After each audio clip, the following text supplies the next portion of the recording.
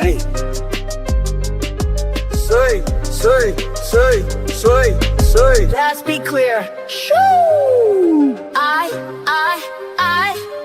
had to die or die when you drive will make you need it. No, don't get out the life. The shed ain't on your wood. For 12 sticks of your farms, like that eat on my void. Better more terror.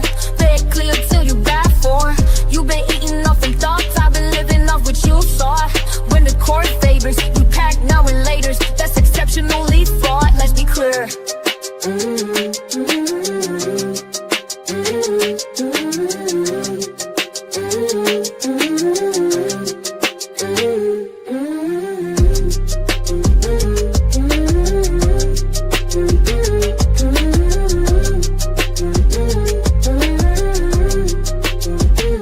Let's be clear.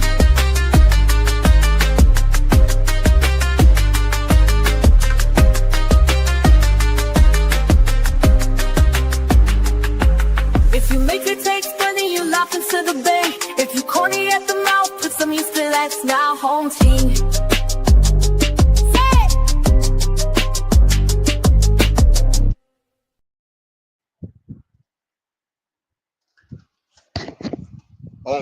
Home team. What's happening, home team? This your boy Blakberry Rex. Welcome to another edition of Let's Be Clear on a Friday morning, like the one we have today. It's a beautiful day in the neighborhood. A beautiful day for a neighbor. The sky is blue, the clouds are out, and it's a clear, sunny day. Listen, y'all. We about to be clear about some shit today because it's just time to clear the air about some things.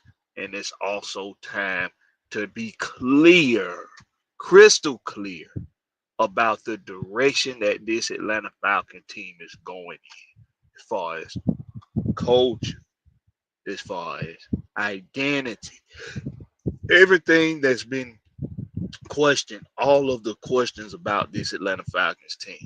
Can the defense catch up with the offense? Can they remain to be a team that people will think is going to flourish in 2025? What aspects of the Atlanta Falcons game do we need to really hone in on to dissect whether or not those facets of their game can contribute to winning? And that's what we're going to talk about and be clear about today. We going to holler at whoever in the chat.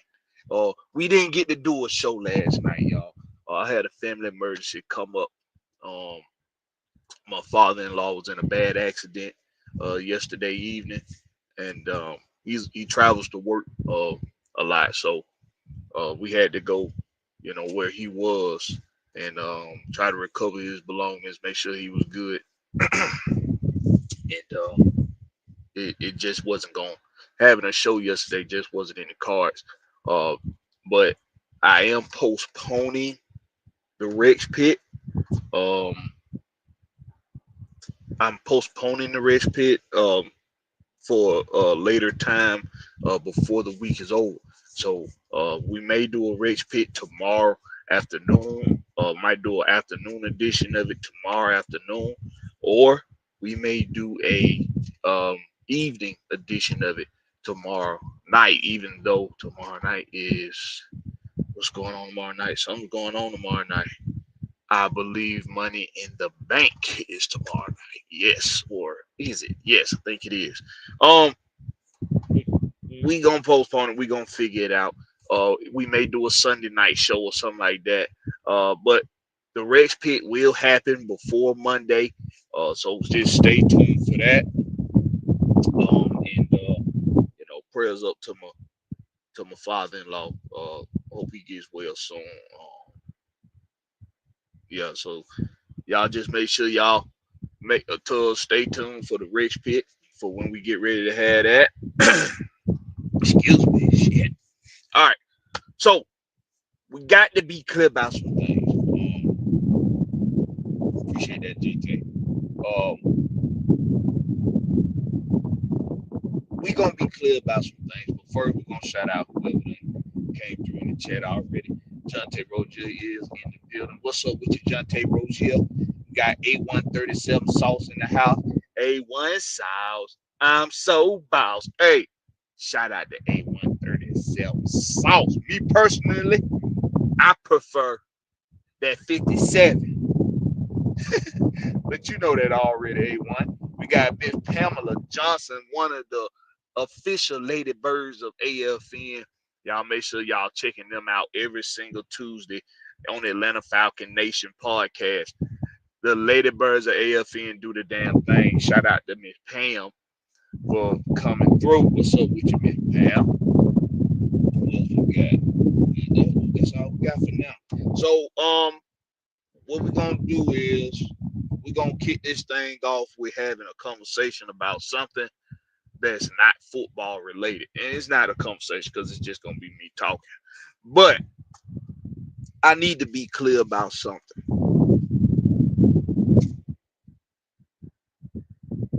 And I was gonna reach out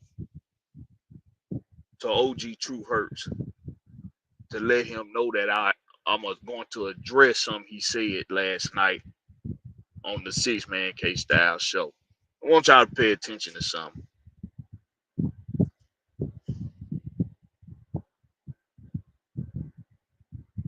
There's a reason why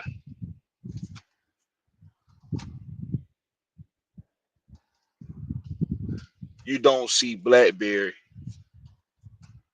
collaborating with the 6-Man K-Styles and Mad Mike Sports anymore, or the heavy hitters, or whoever, or whatever else they channels they got.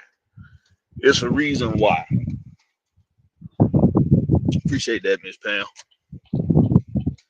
It's a reason why. The reason for that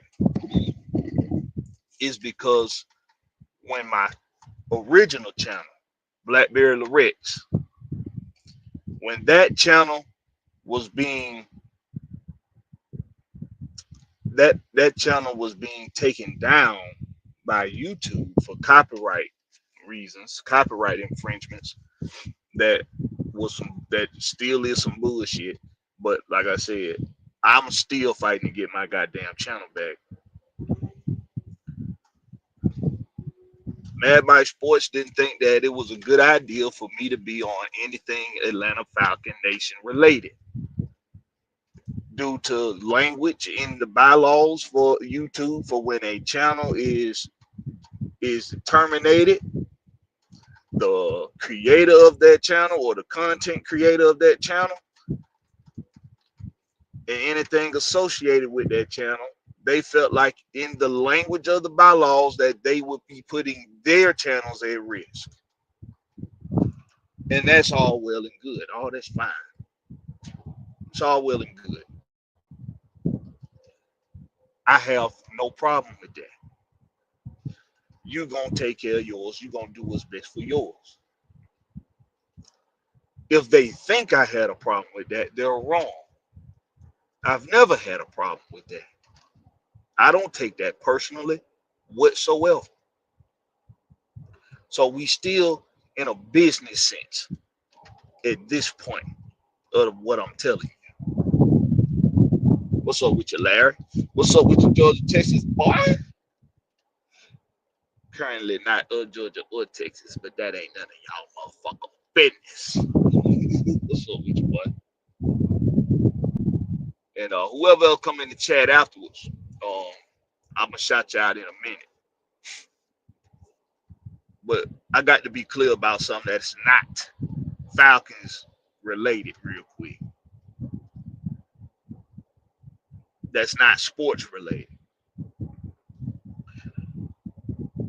But I had no issue with the precautions that they felt like they needed to take by not having me on anything Mad Mike Sports related or 6-Man K-Styles or whatever else fucking damn channel.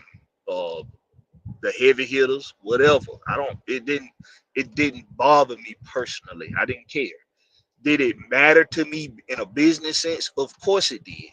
Because we were, they were a reason, they were a part of the reason for why my following was getting up. They were a part of that reason. They were helping me build my brand, build my channel. I have no problem with admitting that whatsoever. They were helping me build my brand. Was it a big help? That's debatable. But it was help none the least. I don't shy away from admitting that. Other reason being, I truly enjoyed the content. Even though they are some goofy motherfuckers, both of them, Six Man and uh Mike. If either one of them tried to say that I never considered them as friends, they would be lying. I've called them friends to their faces. I said I felt like I had made some friends over this shit. I don't make friends. I've had the same group, the same little circle of friends since knee high. I don't make friends. Part of the reason being because I do have an alpha mentality. And a lot of times I clash with other guys with alpha mentalities. So I don't make friends. And I'm not somebody to use others for personal gain.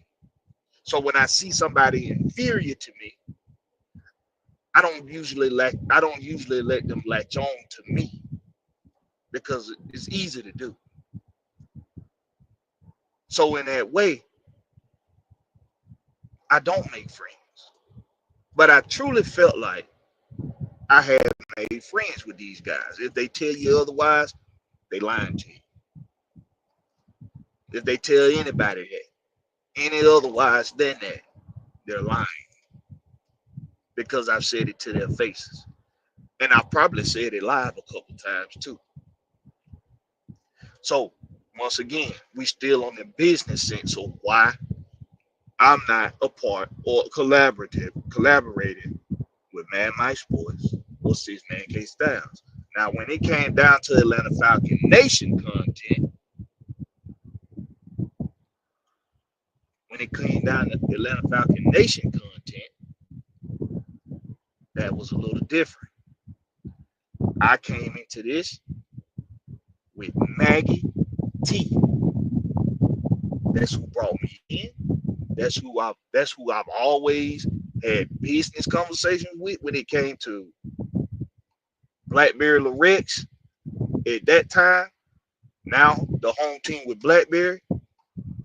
That's who I always conversated business with Maggie T. Always. Okay. And to be even more clear about this, there's an element of this that when I first came in is why we're here today. K-Style said something last night, and I want y'all to pay attention to something else too. The motherfuckers will not say my name. They won't say my name.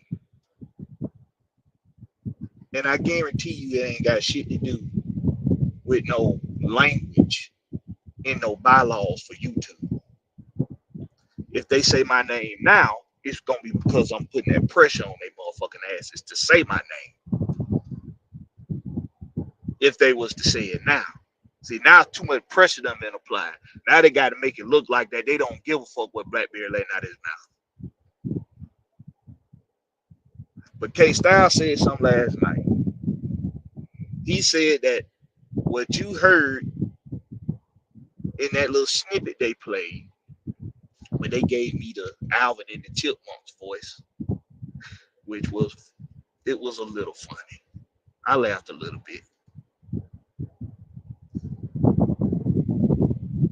He said that that's something that I've been meaning to say, and I'm paraphrasing. That's something that I've been meaning to say about them for a long time. I want y'all really to think about something. Do I come off as the person that will hold back how I feel about you? Think about that. Do I come off as somebody that will hold back how I feel about you. If you think that that's a person that I am, you ain't been paying attention. If you really think I'm somebody that will swallow how I feel about you just to spare your feelings, let's be clear about this. I see you, Will. Will, let me get this off my chest before I bring you in.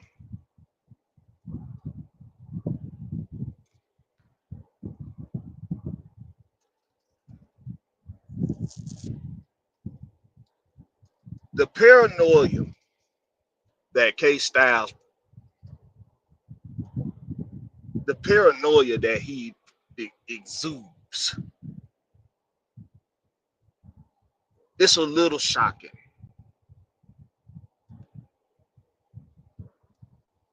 Let's be clear about this, y'all. I have a personal issue with Mad Mike. No, let me take that back. I got a personal issue with the real Mike, not his stage name, not his takes on sports.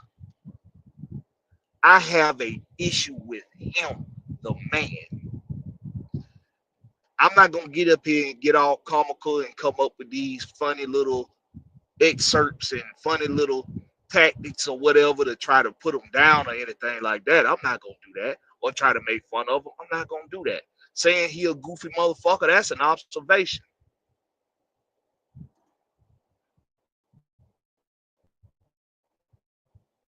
I want you all, the fan base, to really ask yourself, do I come off as somebody that will hold back how I feel about you? I had no issue with K Styles at all. But the issue that I have with him now is a result from the issue that I had with Mike. And K Styles is choosing to side with his boy, which is fine,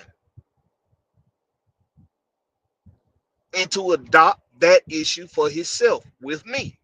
I have no problem with that. I'm being real clear about this with y'all. This ain't got shit to do with no takes on no sports. This ain't got shit to do with my channel or his channel or their channels or AFN. This ain't got nothing to do with none of that shit. My personal issue with Mike is that he allowed K Styles to think something between me and Mike has something to do with K Styles. And he's still allowing it today. If K Styles wants to ignore what I sent him to show him, like, bro, this didn't have nothing to do with you, then that's why I say guilty by association. Because you're choosing to take your boy's side, which is fine. He's your boy. I don't got no history like that with you. So I get it. If it was one of my boys, I'd probably do the same fucking thing. But if I'm being fair about a situation where somebody may be made out to look like they are a motherfucker or an asshole or something like that to somebody else, to me or one of my boys, but I know one of my boys being fraudulent about that shit, I'm gonna keep it real with my boy and be like, hey, we gotta cut the bullshit, man. Just cut the bullshit. If it come down to something else other than goddamn just squashing some shit, then we'll handle that accordingly.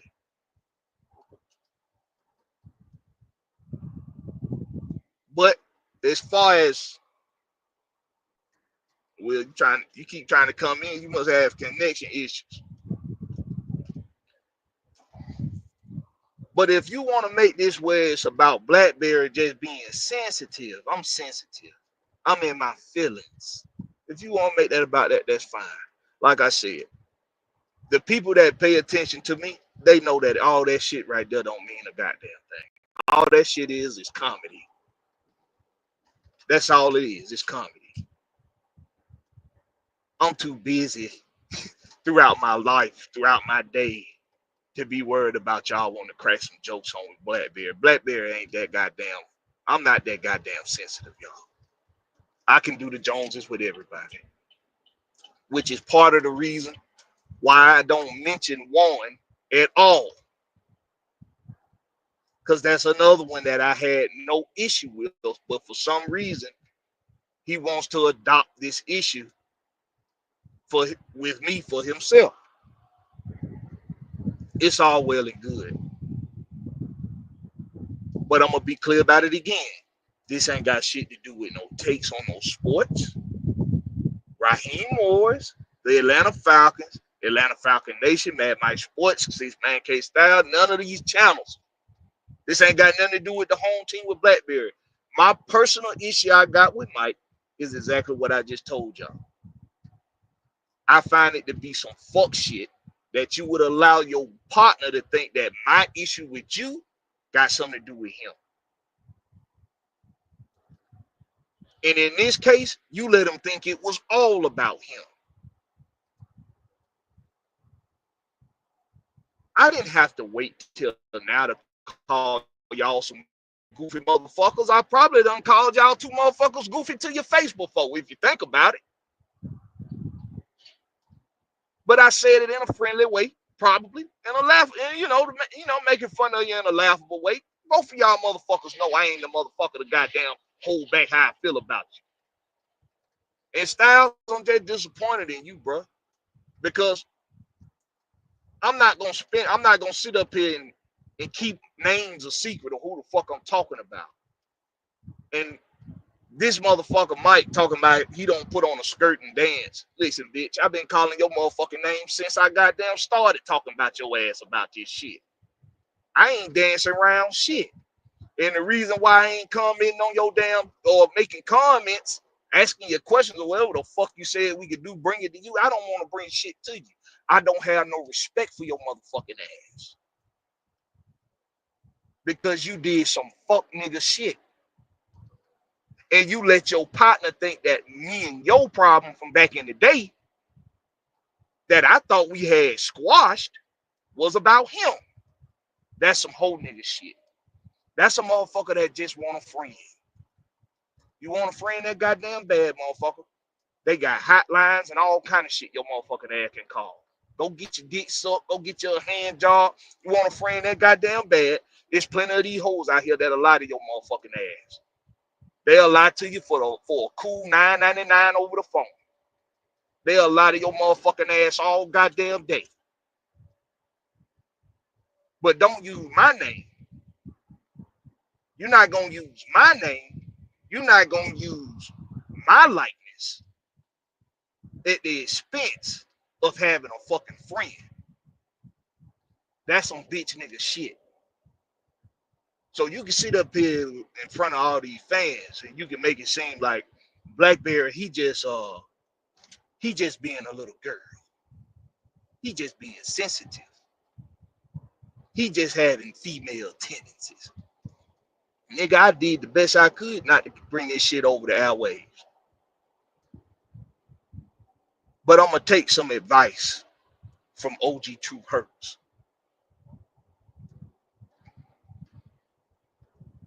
You want to talk about it, we can talk about it.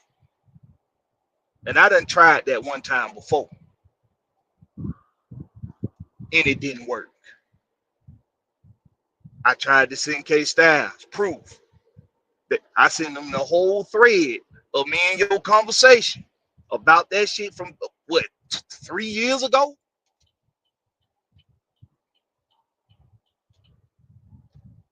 I sent them the whole fucking thread. His name came up one fucking time. And it didn't have nothing to do with you and me. But you done let your boy think that that shit was about him. Now, if he choosing to not give a fuck and say, well, it's still fuck Blakberry, then like I said, nigga, you want to make an enemy, I'll be the best one you ever had. But let's be clear about this too. Whatever been, uh, whatever problems you got with somebody in the chat or with another content creator, you thinking I'm in cahoots with them for to take down your channel or some bullshit? I ain't got time for that shit, my nigga. I run 2 businesses. 2. Unlike your motherfucking ass, I got a wife and kids. Talking to Mike here. Unlike you, nigga, I got a life outside of just talking about the Falcons. I don't need to talk. I don't need to motherfucking take down your shit, nigga. I don't care enough about your shit to take your shit down.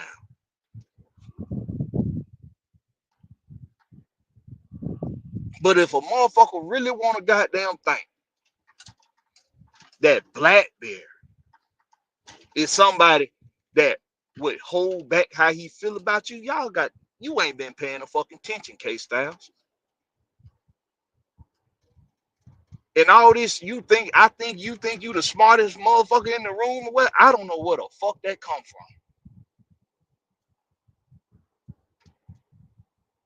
Like I said, I didn't have no issue whatsoever with K Styles, with the tactician, whatever the fuck he want to call himself now, Warren, with Sam, with Truth. I don't like that motherfucker done.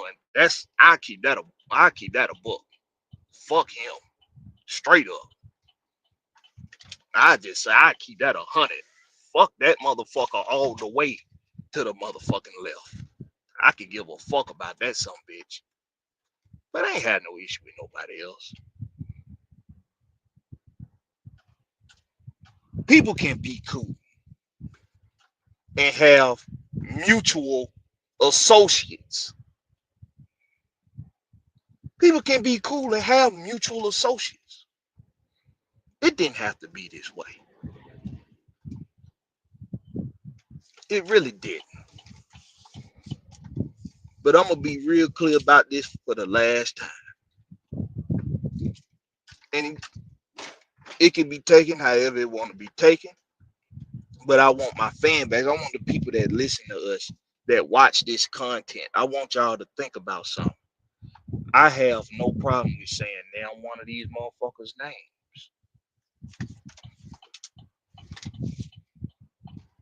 So I want you to really think about I want you to think about the shit that they done recently.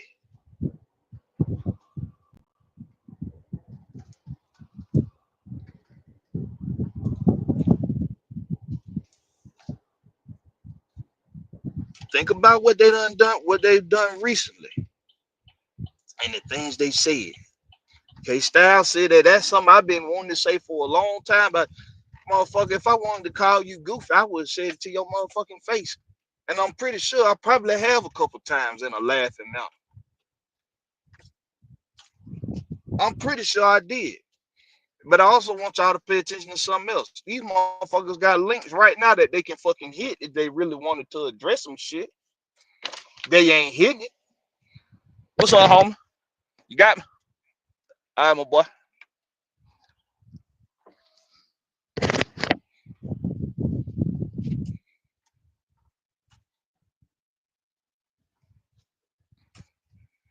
This shit ain't got nothing to do with Raheem Morris. This ain't got shit to do with Atlanta Falcon Nation. This shit ain't got nothing to do with they channels. This shit ain't got nothing to do with 3 Dirty. This shit ain't got nothing to do with another content creator outside of this shit. It ain't got nothing to do with none of that shit.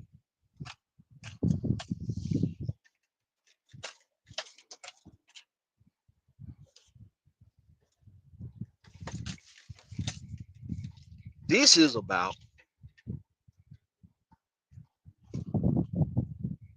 Mad Mike or Michael. This is about him doing some whole nigga shit, letting his boy think that issue I had with him had something to do with his boy. He let his boy think that shit for years.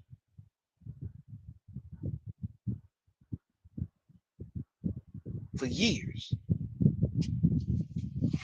What's up, y'all? What's up, Jay Holland? What's up, Southside? What's up, Relly 1090? What's up, Millie Mills? King Richie? And King Richie, right? Ain't nobody winning with these feuds. Ain't no winning. But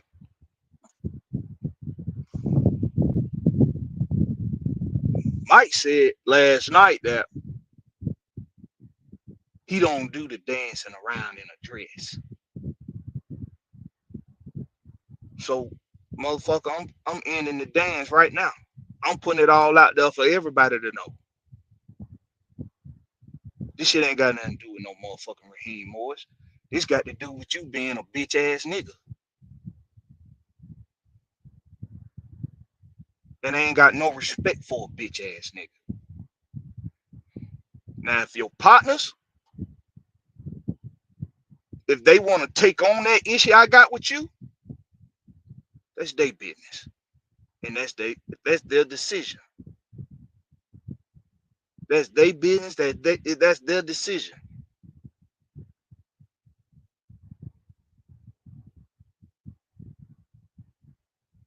But I just want it to be real clear that, nigga, I got tunnel vision on your motherfucking ass.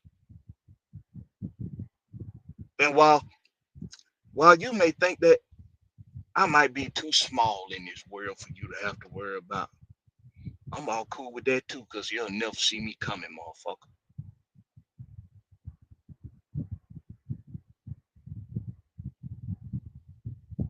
To 6-man case style.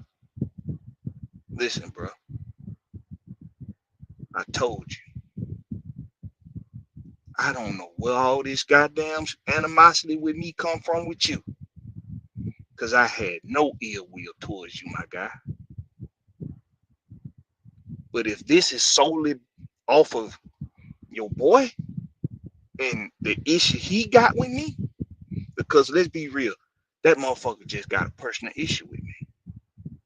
I ain't gonna go too much deep into all the other shit. But I'm gonna make it known that this ain't got nothing to do with no goddamn Raheem Morris. This ain't got nothing to do with AFN. All that shit y'all was talking about last night, this ain't got nothing to do with that. When people do, y'all deal with this every year from people. Now, this ain't got nothing to do with no motherfucking channels, my nigga. K Styles, your boy, did some fuck nigga shit. He did some whole shit. And I'm calling him out on it. And all this address like a man, I came to that motherfucker like a man about that shit. That's how I addressed him. One-on-one in his DM. That's how I addressed him. He decided to take it to you. And whoever the fuck else he shared that with. In that same situation, I done talked about it publicly on these platforms. I talked about how I came to Mike and asked him, hey, bro, you got a problem with me? If it's just me, let me know. I will squash that shit. He said it was just me. So I said, fuck it then, it's squash.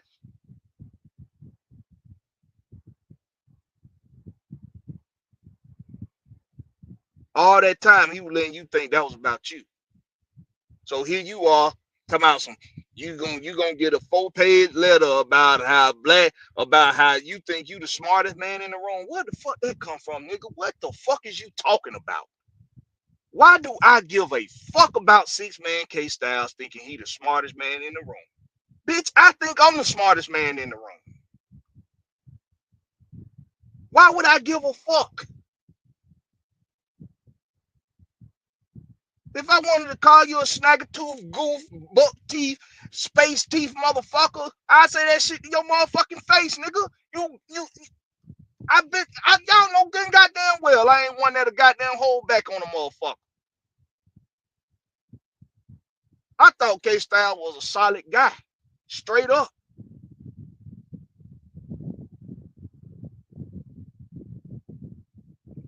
I thought he was a solid dude. I ain't had no issue with Styles. I thought me and Styles was cool. Until one day, all of a sudden, I'm in the chat and these niggas live, and his Blackberry gun goddamn wrote a 4-page letter about how I'm the smartest man in the room. What? What? Where'd that come from? Oh shit, I know. The fuck ass homeboy. So like I said, this ain't got shit to do with none of this damn channel shit. None of this podcast shit. Y'all ride with a fuck boy.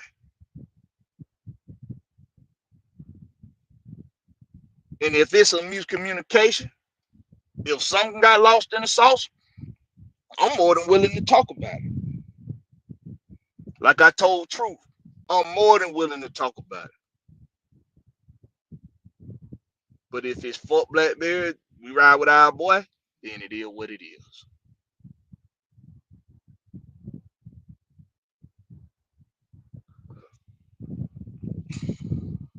So let's just be clear about that, y'all. For the fan base, everything you heard last night on the Shit Man K Styles, that was me. If you didn't hear that Alvin and the Chipmunk voice, that was your boy Blackberry. That was a little funny. Me and my wife kind of laughed a little bit at that. That was a little funny. A little bit. Oh, and to Warren, bro, man, you ain't never had outlets. So I don't know why you making this shit about, why you including yourself in this shit, bro. I don't even say your name.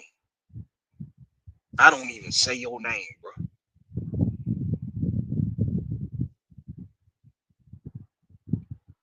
Like I said, if y'all want y'all homeboy issue to be y'all's issue, that's your choice. But it didn't have shit to do with now one of y'all. I just think your boy Mike is a hoe. I think you're a fucking hoe. And if you got a problem with it, we can talk about it. We can meet up.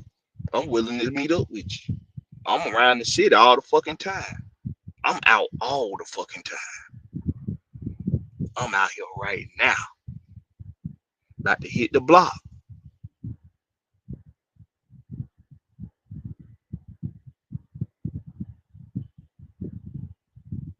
So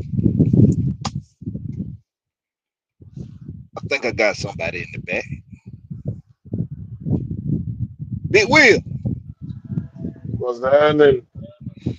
What's happening, man? What's happening?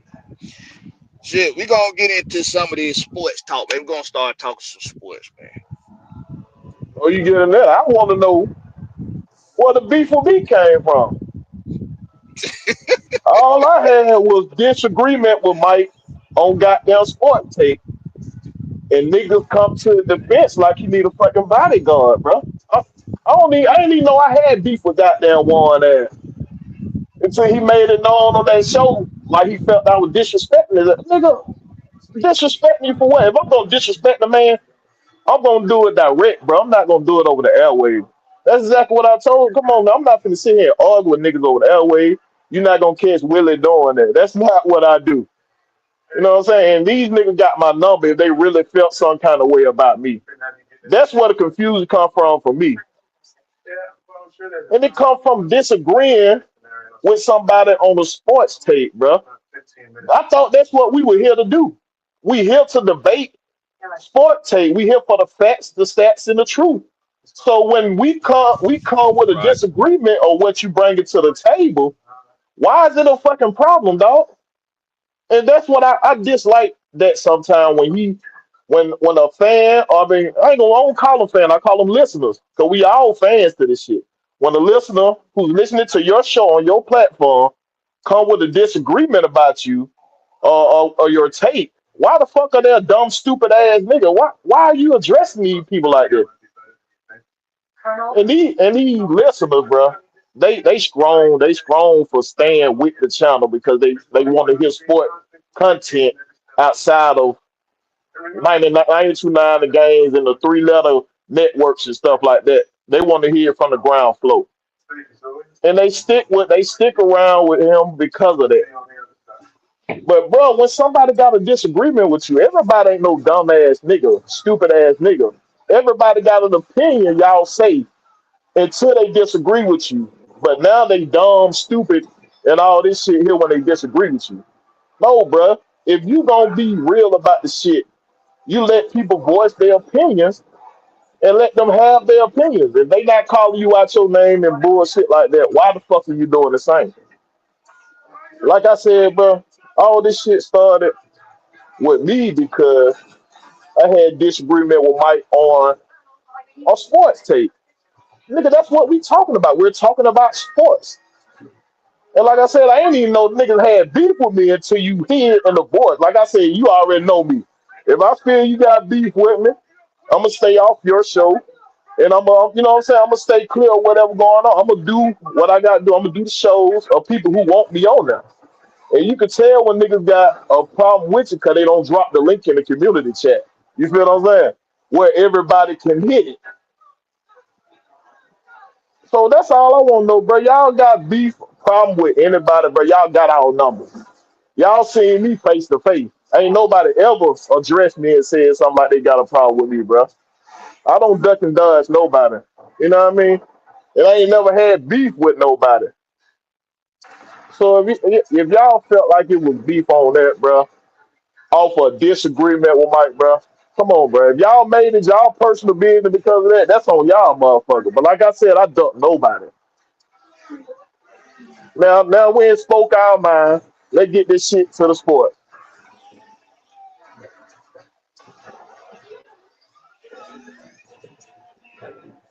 And hate all my haters. Ain't hard to find. Go ahead, Blackberry. What's the content about today, bro? My bad. I'm talking with my uncle. Hey, go ahead. Call me when you're leaving.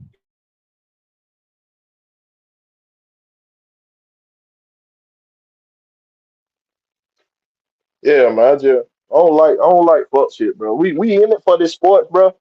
Let it be about the sport, bro. What the fuck the hate come from? Y'all got my number. Call me, nigga. Call me.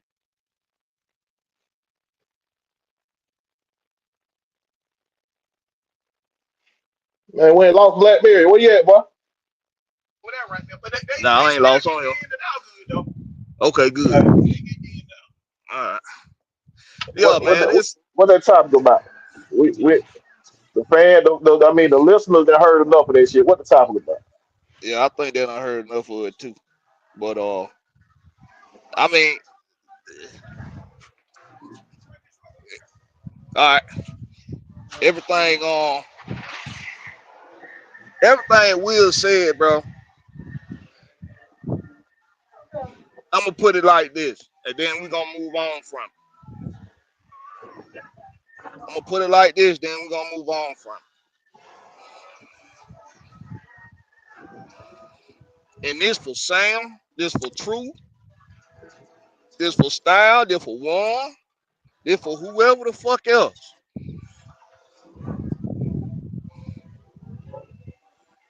I want y'all to think about some shit. I want y'all to think about this. All of you that I just named. Did you hear or see me do anything that would suggest that I got any kind of goddamn ill intent, personal vendetta, or that I done anything of the sort to suggest that I'm here for anything other than to just parlay, talk good, talk sports content with y'all, and have a good time doing it. Ask yourself that. Have I ever gave you anything to suggest otherwise? And the only reason why I truly give a fuck about getting this shit squared away, the only reason why I give a fuck about getting any of this shit squared away is because of the respect I got for Maggie T, the respect I got for the platforms that have been built with Atlanta Falcon Nation, and because of the respect I got for OG True Hurts and Sam. Man, the truth, to be honest with you, the respect I got for Sam too.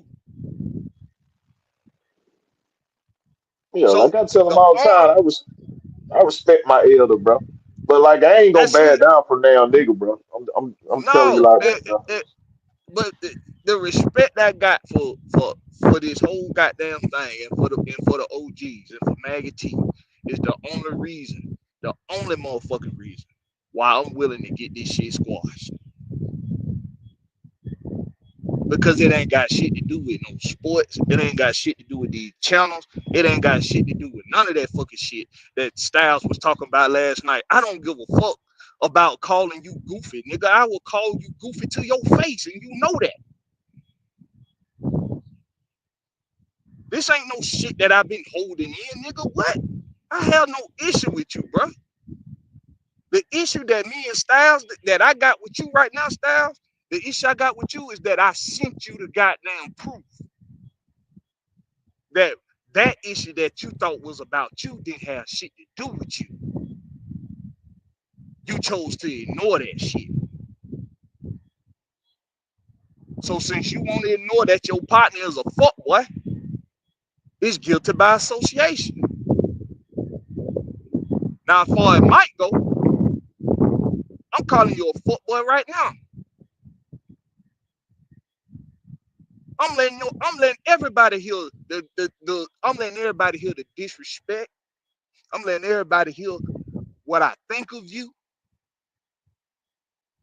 Everybody can hear that shit right now, including Maggie T, including the OGs.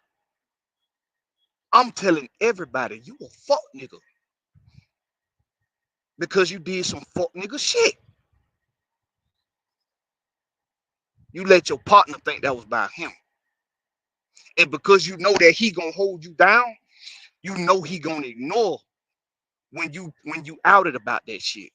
And that's what Styles done. He ignoring it. And that's cool. But I'm telling you straight up right now, nigga, I'm trying your fucking name right now. We can have a one-on-one. Nigga, if you want to if you want to have a fade, nigga, we can have a fucking fade, nigga. It don't matter to me. We really want to squash the shit.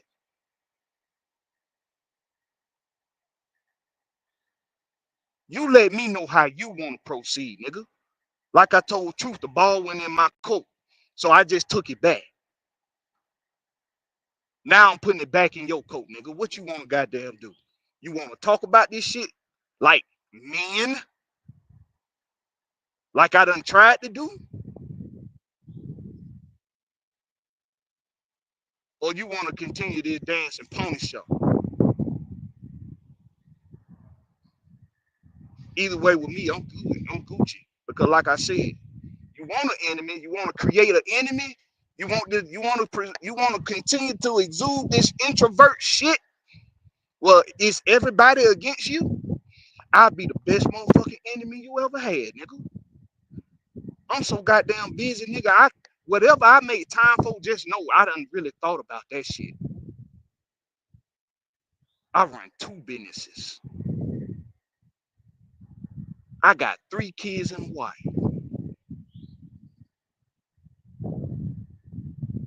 So if I'm making time for you, nigga, just know I done thought about that shit. And yeah, it's personal. So all my feelings that I'm in them on purpose, motherfucker.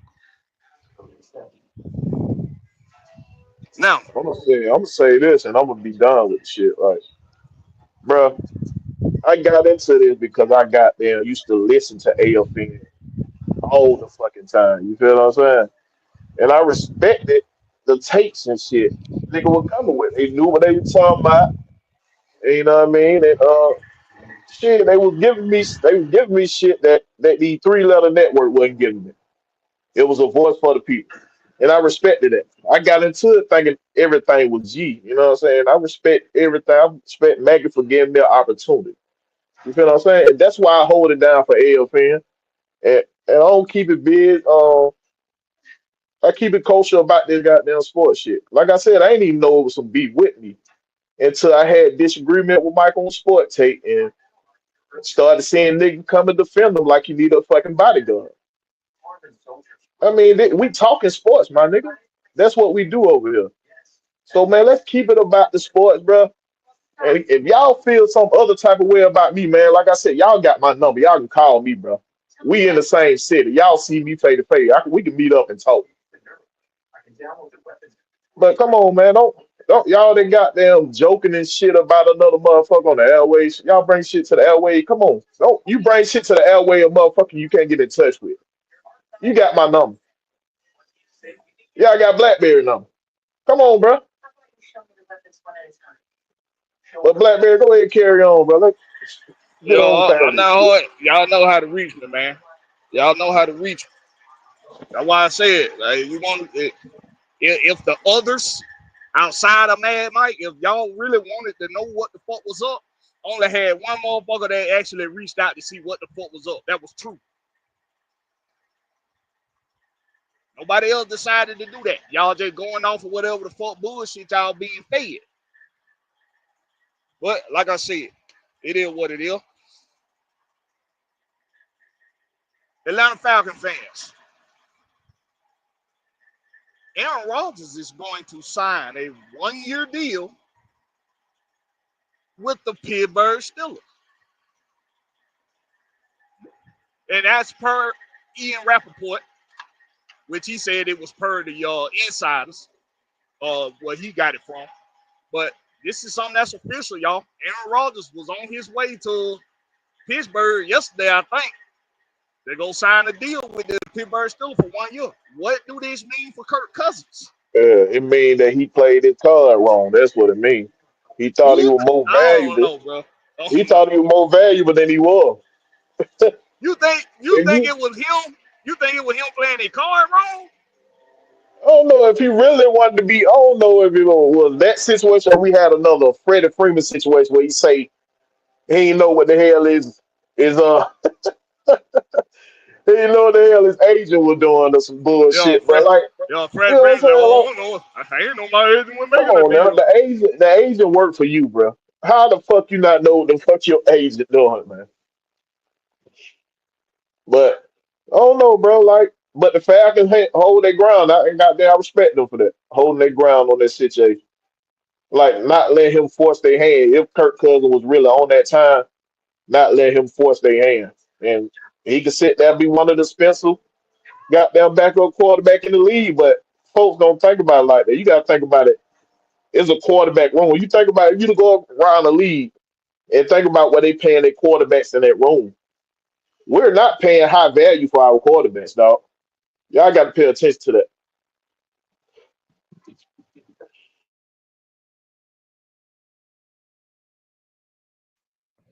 I don't think it was. I don't think Kirk Cousins played it hand bad, bro. I done told everybody. I don't think. I think this was all a smoke and mirror from the Falcons with Kirk Cousins playing a part You in it. think so? I think it was. It's part of the reason why we got the draft class we got. It's part of the reason why it's part of the reason why we was able to sign, some of these guys already took some 3-year deals. If you think about it, look at all you folks. Look, Kobe Bryant fell to the undrafted pool, y'all. That boy was supposed to go at least 4th round, at least in the 4th. I don't know. I don't think Kirk played his hand wrong. I don't think. I think it was out smoke and mirror. If a deal get done somewhere now along the line for Kirk to get traded, if he waived that no trade clause, it's gonna be something that they had already planned out and planned in the works. I really don't think this is Kirk Cousins playing their hand wrong. I think this is perfectly diabolically schemed by the Falcons, by Terry Fontenot and Kirk Cousins. I really do. I really believe that. So what team is left, bro, for a quarterback? We not trading them to the Saints because we not trading no player inside the division. I'm sorry, we not doing that. I ain't seen that from Atlanta ever since. They might come in the free agency, but I ain't never seen Atlanta trade to nobody within inside the division in the last couple years. I ain't seen that. They usually don't happen. You don't want to trade to your enemy. So, but what other team? What other team is?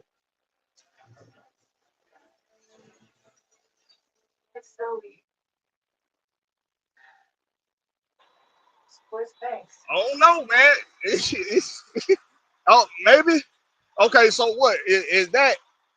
You asking that question based off of Kirk Cousins still getting a starting job at quarterback?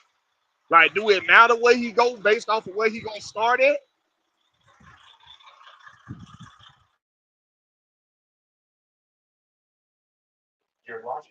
Say what, bro? That's what I'm saying. What team? Like, beside, I'm No, talking but about what for I'm a saying, starting dog, job. For a for a starting starting job. job. Because you backing up here, so you're going to go to another team to back up. I'm talking about for a starting job. What other team would need him right now, though? Billy Mills said maybe Miami. Oh, hold on, what? Hold on, I got to look at what Miami done this offseason. They might think they got a quarterback outside of Tua already. Who Miami got? What quarterbacks Miami got on on the team right now? Because that might be an interesting team for them to go to.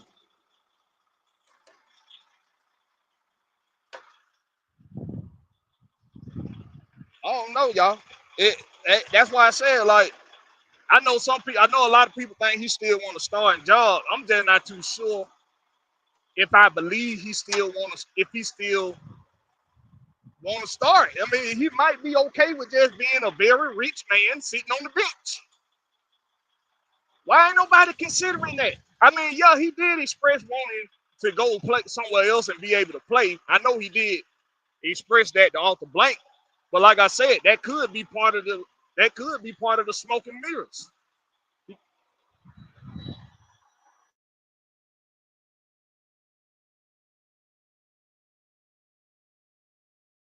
Oh, yeah, the coach, Anthony Richardson, is hurt up there, ain't And that's something bitch always hurt. he? He ain't He's hurt. trying to be muscle bound and shit. That ain't you got to move up there. The shoulder got to be flexible. You're a quarterback now. Yeah, this nigga trying to look like Alonzo Mourning at Trying to quarterback. look like a linebacker or some shit. Yeah, oh swole head ass. But I don't know. It gonna take like like Christian said, they gonna take somebody quarterback one to go down or something. You know what I mean? For the market to like build up for him.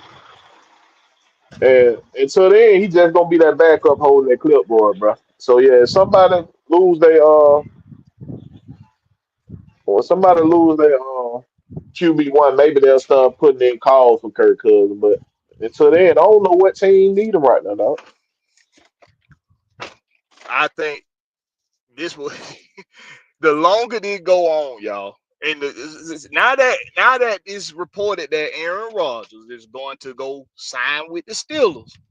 Now that that's been reported, the longer this goes on, I'm telling y'all, it feel more like this was all goddamn smoke and mirrors for the league, for Terry to goddamn be able to put shit in position to where he wanted to look, where he wanted to be. If ain't nobody can tell by now, Terry is a manipulative little motherfucker. He's very manipulative. Very. If can't nobody tell that by now about Terry Fontenot, he is a sly little devil, y'all. This motherfucker know how to get what he wants. He know how to make these moves and get shit how he want it. And then the art, see, football is a war. It is. And I did hear Warren say that. Football is a war. It is. The most important part about a war is the game planning. It's the game planning. That's the most important part about going into war. Your strategy. All the damn GMs do it. It's just some a lot more cunning than others. Being manipulative, telling You little gotta white be, lies or telling half truths. you gotta be expert strategist, man. You see You how that got to be. motherfucker hide niggas on their injury reserve, put weight on their ass and stash them there, and then play. GM do that. If you're a good GM, you use all needs and whatever. You know what I'm saying? Legally to the best set for your team. You know what I'm saying? The best strategize or help your team succeed. You feel what I'm saying? Yeah, just straight up. I think what we're gonna do is for the last portion of the show, we're gonna bring the fans in, man. I'm gonna drop the link. Part of the reason being, I need y'all to help me out a little bit until I get out the yard. Drop the I link got. for the people. I'm gonna drop the goddamn link, man. We're gonna let you come in. We're gonna let you talk a little bit. We ain't gonna do it for long though, so bring your asses on.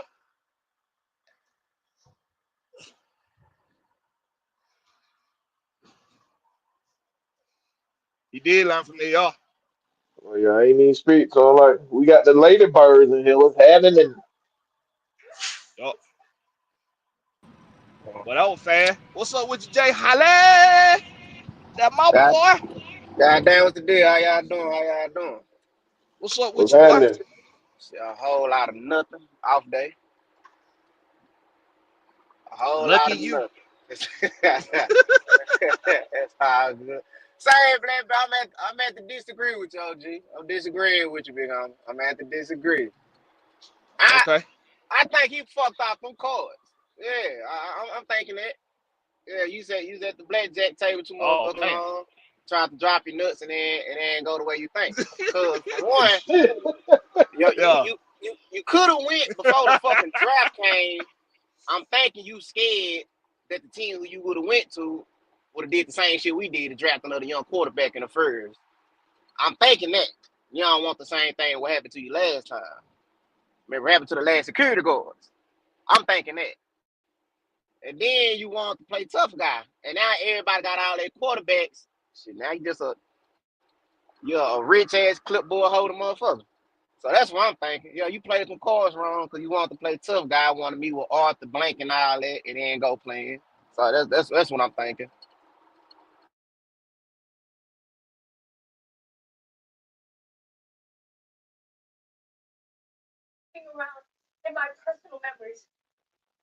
Yeah, Y'all heard me? Everything kind of yeah, went we heard. quiet. We heard. Yeah, Okay, you shut up. that's what I think. That's what I think. Yeah. We heard. We got Georgia, Texas boy in the house. Currently not of Georgia or Texas, but that ain't none of y'all motherfucker business. We got What's Larry happening? in the What's building. happening? We got Larry on the stage. What's the deal, everybody? We What it got do, who fella? else What it came do? in now? Yeah. Hey man, so man, what y'all got on that shit, man? Y'all disagree with me too. Y'all don't think this shit was smoke and mirrors by the Falcons and Kirk Cousins? Y'all think I'm just what y'all think I'm a bit of a conspiracy theorist? Man, definitely, definitely smoke and mirrors. Definitely smoke Oh, and oh, mirrors. oh, oh, oh. How Because y'all think go? about it. Oh, Think about it. Even this year, when Holbrook was like Malachi Starks, the safest pick in the draft, everybody thought we was finna get Malachi Starks. And look what happened. They was after, in my opinion, they was after Jalen Walker or Michael Williams this whole time. But what they gotta do with Kirk does? Oh, y'all saying that didn't have to do No, with Kirk? no, it's the same thing because if we ain't get Kirk Cousins, we want to get Michael Penix. As soon as we signed Kirk, everybody took us out of looking for a quarterback.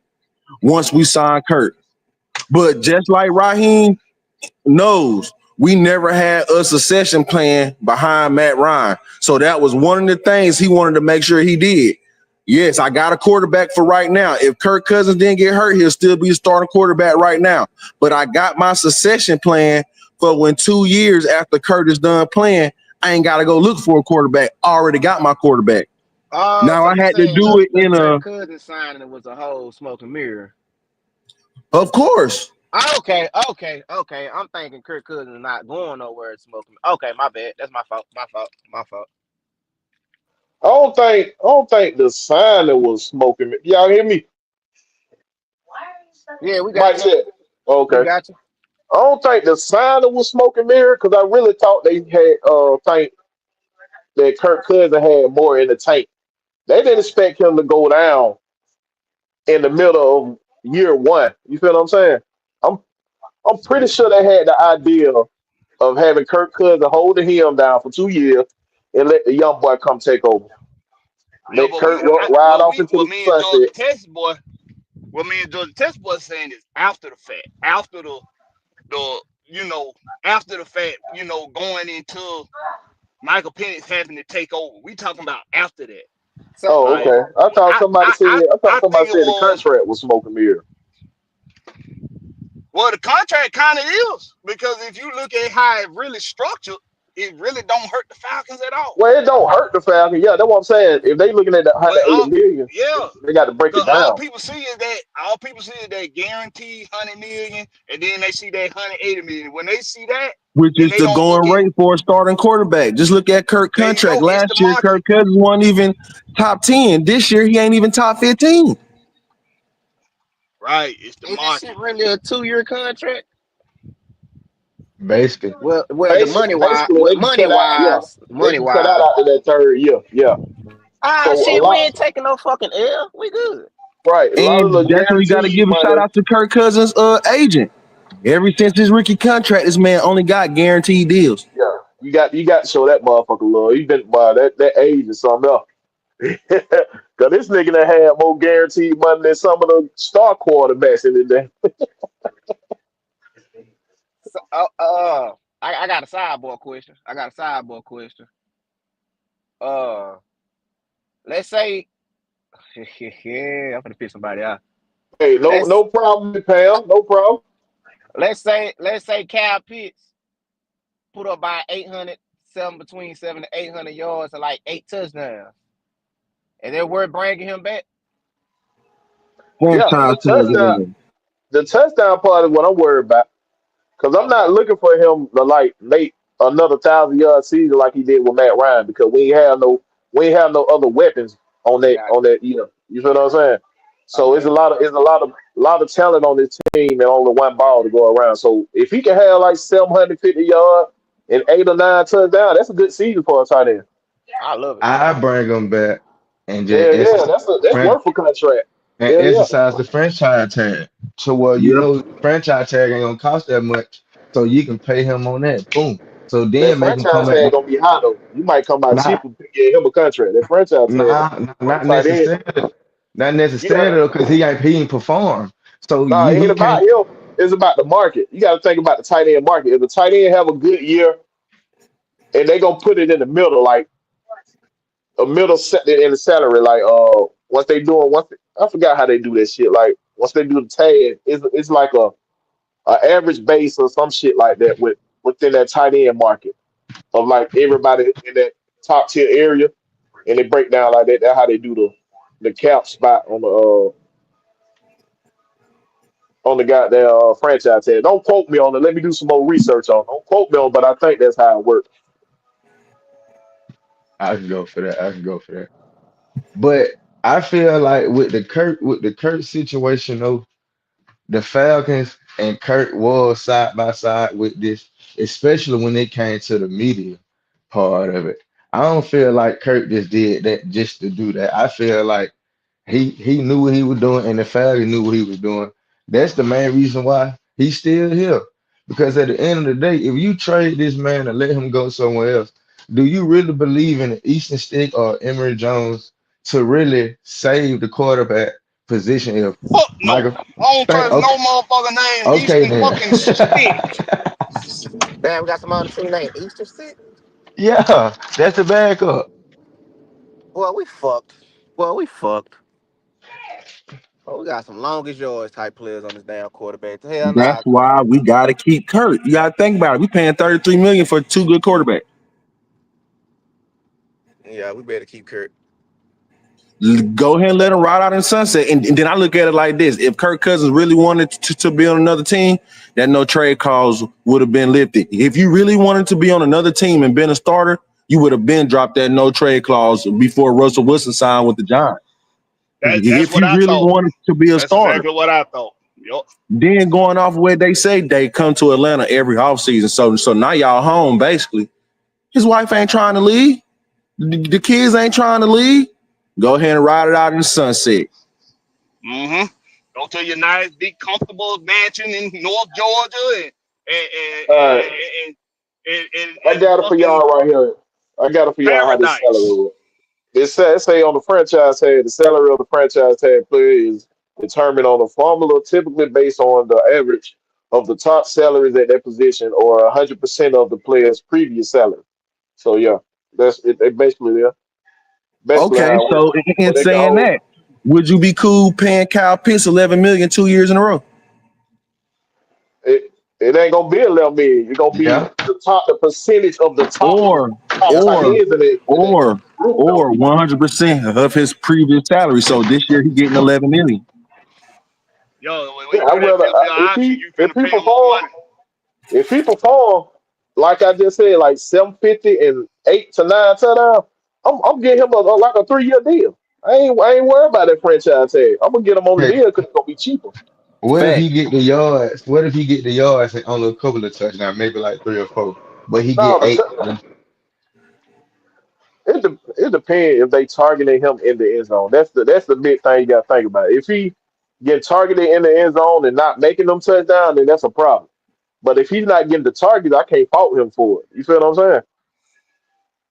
So I can don't we only say that about the last couple of years too? Then everybody already know how I felt about that motherfucker not getting the ball, but you know what I'm saying? I know they say he didn't run route sometime. He gave up on route. But think about it like this. Julio did the same thing. Julio get himself off the goddamn field. He know he ain't getting the ball. He off the goddamn field. But I'm saying like if I'm out there, if I'm a receiver and I'm out there playing the game, you know they running 100% every time they out there. And I'm not getting the ball. I'm running. Let's say let's break it down. He out there and he running goddamn 60 to 70 routes a game. And he not touching the ball never one time, then they gonna fuck with you. yeah. That's what I'm saying. It mess with everybody. We call these people professional, but they still humans at the same time. So it's gonna fuck with you, and it ain't no excuse for him not doing his job because he get paid millions for it. But I'm gonna blame Kirk Cousins much more. If you see this man goddamn wide open, you choosing not to get on the ball because you being petty. That's bullshit. You supposed to be the fucking leader of this team, and you the one that touched the ball every goddamn time beside the center. Shit, Kirk Cousins ass look over to the right and see that number 8. Be like, man, I ain't passing that nigga the ball. Yeah, I'm yeah. ready to go somewhere else. I'm definitely gonna blame his ass, bro. This man fucking wild the fuck over. I don't care what you felt about him. I don't care what you felt about it. If that's the case, you tell the motherfucker to take him off the field or something. If you're not gonna pass the motherfucker the ball. Yeah. Yo, you still throw a motherfucker the ball, the motherfucker getting open, you throw him the Yeah. fucking ball, man. I don't care who open, And bro. then so and look at the situation. Look in the case of that pass that Pennis had to make the piece in the end zone in that Washington game in the clutch. That wasn't necessarily open. He had to trust that he gonna put that ball right where he need to put it at and Pete's gonna catch it. He had to trust that. Edward Pennis had to trust that. Hey, Kirk it's Cousins, crazy you he just had said got to something about well. that play. Yeah, cause What you say? PFF had a breakdown. PFF had a I was just breakdown on finna it. say that, bro, and it crazy because like if Pitts didn't do his job, nigga, that wasn't no touchdown. Period. It was Right, over Right, with. right. right. And Pennis had to trust that he gonna be where he's supposed to be, and I'm gonna put this right where it's supposed to be at. And it's gonna be a goddamn scope. As long as But he that catch it. but that breakdown they did with PF did, bro, that kind of like answered a lot of questions about like when Penix got out there and trusted receivers like this, and when Kirk was out there and what he trusted in each receiver. And it was crazy, like, because if Penix trusted pitch to make that play, bro, you how Kirk couldn't. I don't understand. Still. But that go back to that show, like just like everybody say, oh, how come Kurt wasn't in play action? How come Kurt wasn't under center? Kurt showed he couldn't run play action. Kurt showed I couldn't go on the center, so I'm gonna put you in the pistol. I'm gonna put you in a shotgun to make it easier on you, Kurt. Yeah, so that was more a goddamn problem on the coach's behalf then. Because if y'all knew this motherfucker wasn't healthy, but y'all kept trouting his ass out there, that's a problem. But it's one thing about Kirk Cousins that you can't say. He known to have a 3-4 game skid every year. So going from the coach's standpoint, all right, we know that Kurt will have a spell of 3 to 4 bad games. He Shit, that should nigga work his had way out more than of it. that. Shit. That Right, nigga had more than that. Cause that's what they knew. They knew he had spells like that throughout his career, but they thought he could work right. himself out of it. That's why Raheem Moore was keeping him out there. But I'm saying if you knew this nigga wasn't healthy and you continue to keep him out there and just not to play the young dude, that's a problem, dog. But see, that's where I don't think it was help. You know, as a veteran quarterback, you've been in the league over 10 years. You take a hit like that, they're not gonna necessarily say, I'm hurt. Yeah, man, I just took a bad hit. I should be able to knock the rust off. Like that Saints game, they didn't think he was hurt. They just think he just took a bad hit. You know what I'm saying? Like they just feel like he took a bad hit. He should be able to work his way out of it. Like, Motherfucker play hurt all the time, bro. right. You know what I'm saying? So they didn't necessarily think he was injured, but in order to save face, yeah, I was injured. But then it showed Kirk Cousins. If you wait to the end of the season to say you was injured, you knew if you would have went on that bench, you weren't gonna start again, injured or not, because Michael Penix was coming. So then again, it's like you can't blame Raheem, because if this man coming to y'all and saying I'm not injured, why you gonna think about it? They put him on an injury report, but then Kirk Cousins had to say no. I'm good. I just took a bad hit. You know what? That's why I wasn't really that.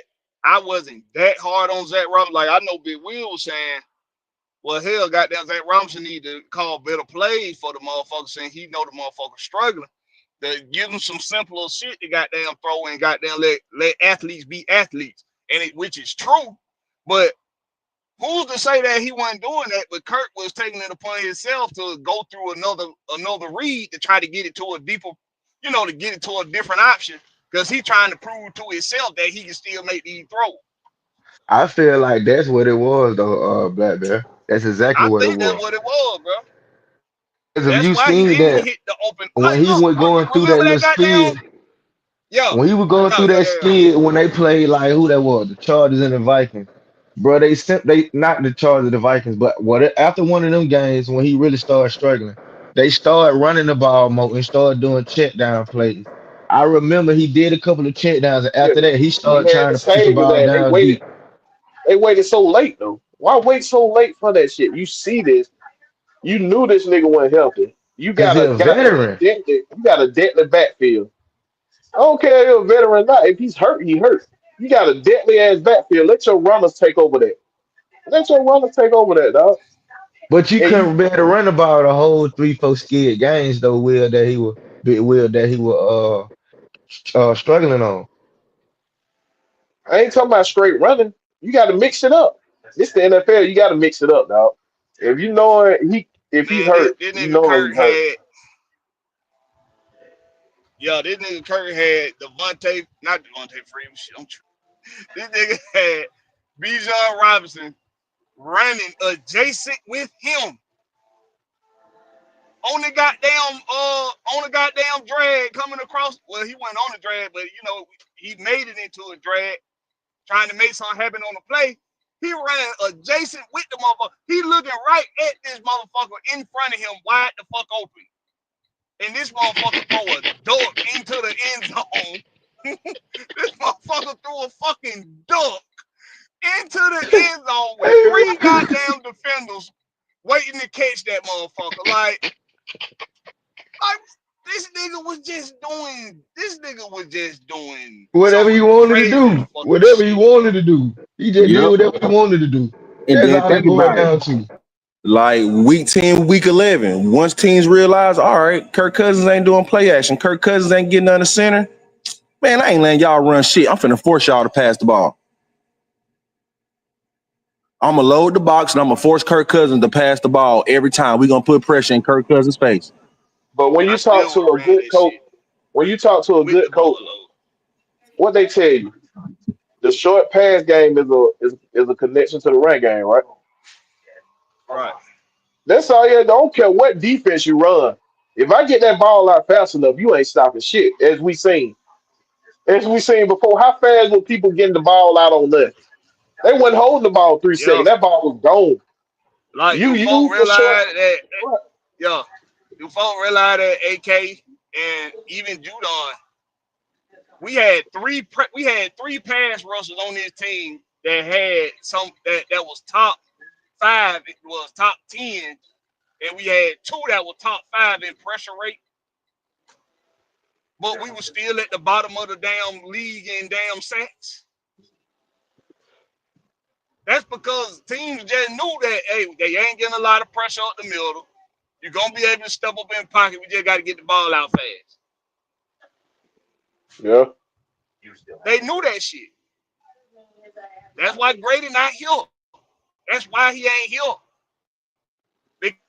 The And that's just the truth, teams bro. was That's was why he in fucking here. betting on we ain't getting that they not getting that pressure up the middle. They not getting it. Grady was a part of the reason for that. So when it come down to Oh, I think you just slayed one in there, when Blackberry. it come to That's why who ain't here, Blackberry. this what'd you say? Who that? I said I think you just slid something in there. That's why who ain't here, Blackberry. Oh, Grady. I Hey, I thought wish you slid. I thought you slid that shit in there. I said, hold on, man. I know this nigga try. He back I would on Grady got there. Hey, I wasn't even but trying to but put no then another shade. thing I on wasn't even Kirk. trying to But then another thing on Kirk. What if they told Kirk, yeah, you know, Kirk, you're gonna be the starter for the next 2 years? What if Kirk got comfortable thinking, you know what? They told me I'm gonna be the starter for 2 years. It don't matter if I'm hurt Ain't or no not. doubt. I guarantee that's what they told him. But he playing so bad, they ain't had no choice, bro. yeah, Right, yeah, You like forced my right. hand. You forced my And hand, like, bro. but see, that's how I know Raheem and Terry be listening to these fans. Like they know what's going on because think about it. Got to game 5 and Kirk Cousins didn't go back to Kirk Cousins. All right, your ass ain't starting no more. Once they got past four games and got to the 5th and the 6th game and Kirk Cousins still playing like ass, all right, I can't start you no more. And you would never be the starter again unless Michael Penix get hurt. that motherfucker would have Right. been benched after that Charger game, bro. That's He what it's. would have been That's how you fucking know. Fact, benched. That's how you fact. know Raheem was trying to do all he could to give him an opportunity to dig himself out of it because you ain't sticking with no other quarterback like that. After he had these many games when he was playing like that nigga had 10 turnovers, 1 touchdown, bro. And I think You Kirk ain't told him That was too. just bad, bro. That was just Because bad, bro. because you think ain't let about it. nobody stay If out there, Kirk bro. Cousins really wanted to be on another team, he would have traded that no trade. He would have lifted that no trade clause. When you really think about it, go back to them press conferences.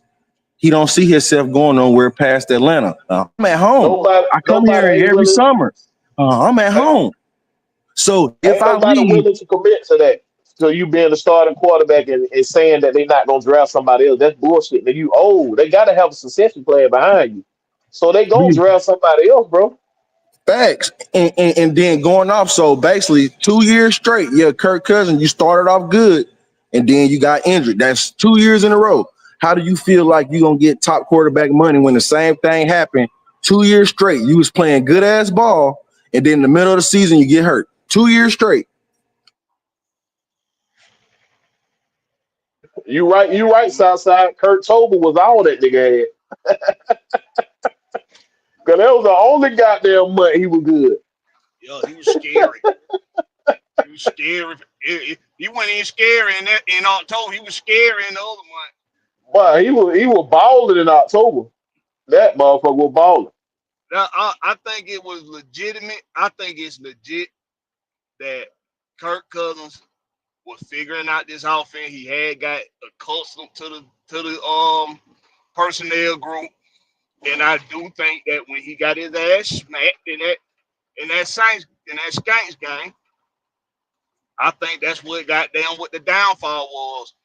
But I believe, well, this how I hold everybody accountable for all of the shit, all of the negative shit with the foul.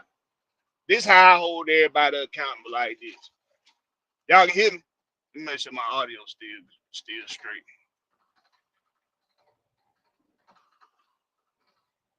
We good? My audio Yeah, good? Can y'all hear I me? hear you. Yeah. All right. We got you, So bro. these are the indictments.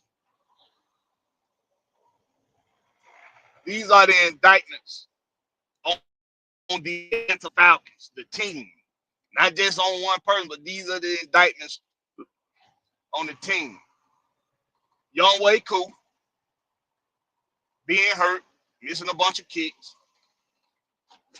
Kirk Cousins being hurt, falling off a damn cliff.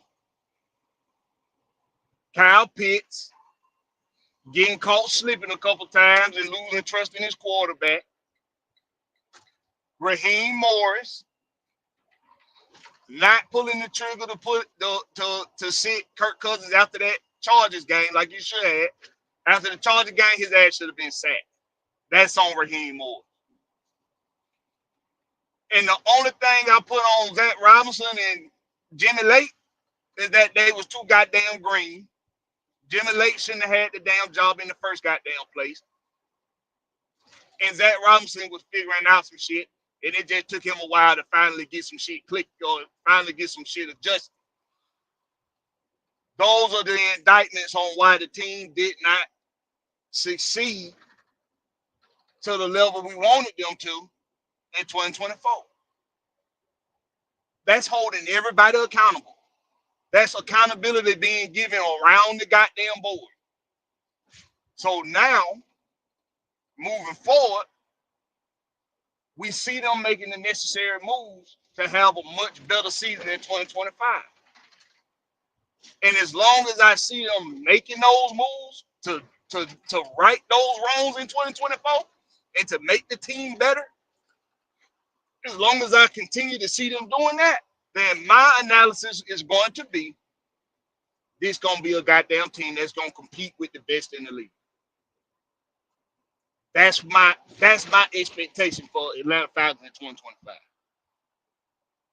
This team got to be able to go out there and compete with the best.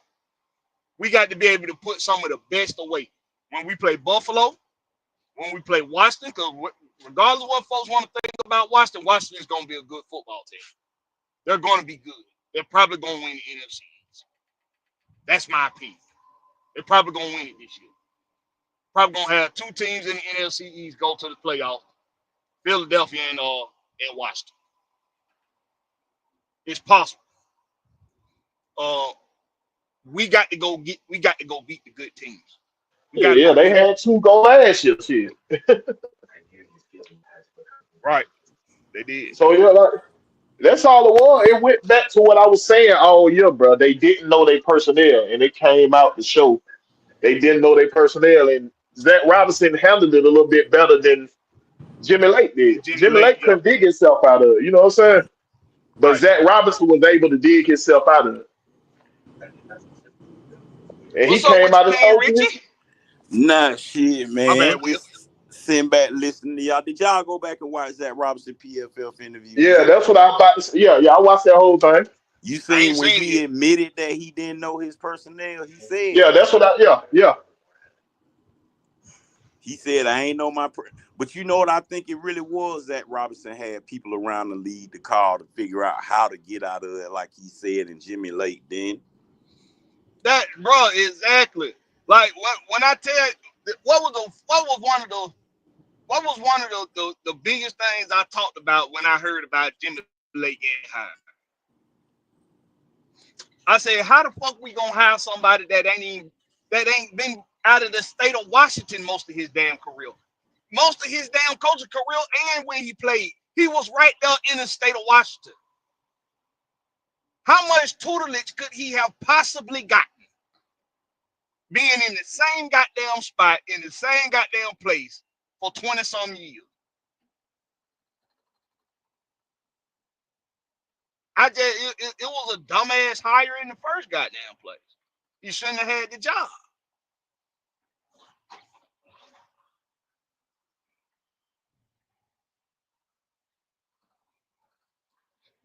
You got something else you want to put on the King Rich?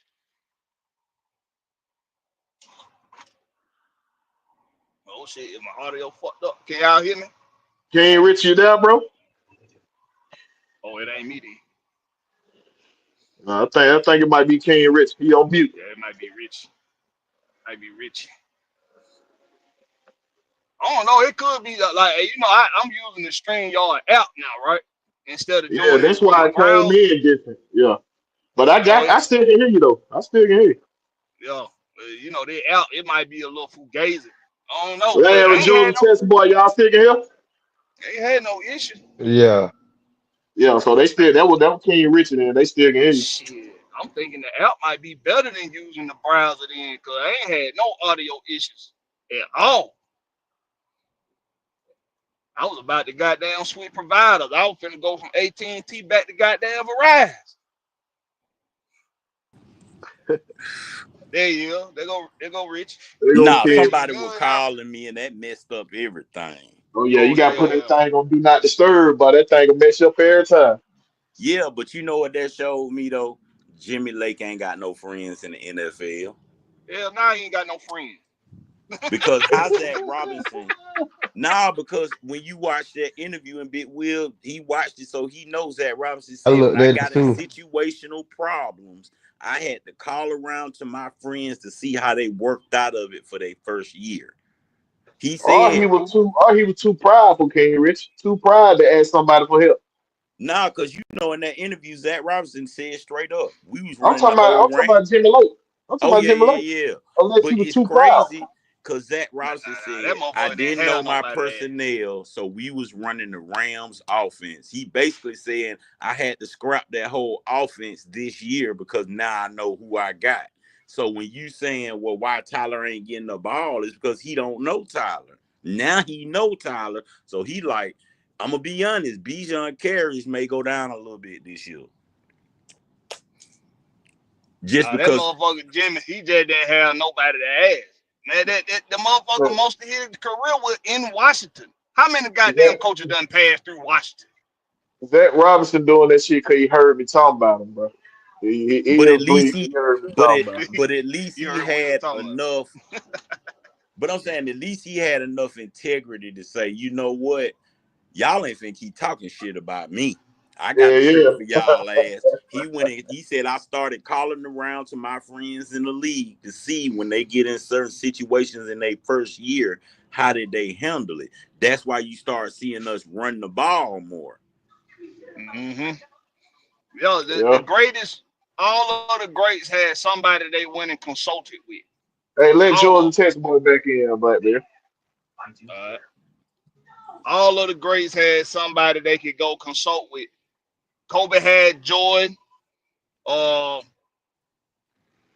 all of hell, Magic and all of them say they consulted with Julia Irvin, with Dr. J.